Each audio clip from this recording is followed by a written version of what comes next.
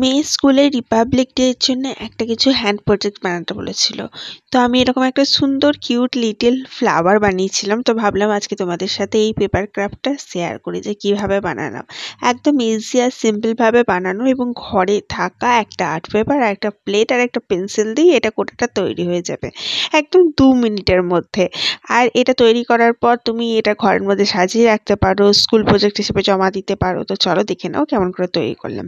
প্রথমে একটা আর্ট পেপারকে 4 ভাগের 1 ভাগ কেটে নিয়েছি এবং সেটা এরকম করে ভাঁজ করে নিয়েছি। প্রথমে মিডল টু মিডল ভাঁজ করেছি, তারপরে সেটাকে আরেকবার মিডল টু মিডল ভাঁজ করেছি। ভাঁজ করার পর সেটাকে ট্রায়াঙ্গেল শেপে ভাঁজ করেছি ঠিক এরকমভাবে।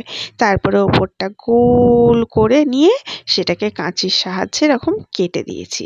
কেটে দেওয়ার পর যখনই এটা খুলে দেবো তখনই সেটা একটা সুন্দর ফ্লাওয়ারে পরিণত হয়ে যাবে। আর চারিদিকের পাপড়িগুলো একদম সেম থাকবে।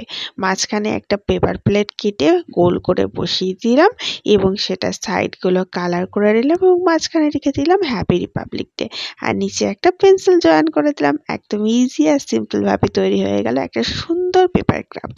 এটা দিয়ে তুমি রিলস বানাতে পারো, ফটোস তুলতে পারো এবং ঘরে সাজিয়ে রাখতে পারো এবং পেপার ক্রাফটটা স্কুল বা বাচ্চাদের যে কোনো জায়গায় জমাও করতে পারো রিপাবলিক ডের জন্যে। এরপরে আমরা এই পেপার ক্রাফটে বা যেটা বানালাম সেটাকে বেশ খানিকক্ষণ শুকাতে দিয়েছিলাম এবং শুকাবার পর এটাকে নিয়ে আমরা খানি ভিডিওস আর ফটোস বানালাম রিপাবলিক ডেতে পোস্ট করার জন্য। এবং অবভিয়াসলি এর সাথে ড্রেসটা তো একটু ম্যাচিং হওয়া দরকার। তো আমার ড্রেসটা খুব একটা ম্যাচিং হয়নি, আমার কাছে যা ছিল সেটাই পরেছিলাম এবং আমার মেয়ের ড্রেসটা পুরোপুরি ম্যাচিং করে গেছে।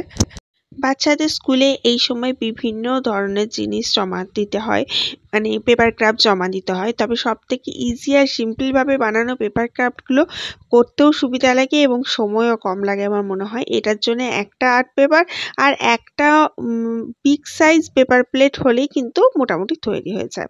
তো এখানে আমি একটু পোজ দিচ্ছিলাম রিলস বানাবার জন্যে, যে পোজ দিয়ে ভিডিও করে রাখি, পরে সেটা রিলসে কনভার্ট করে দেবো।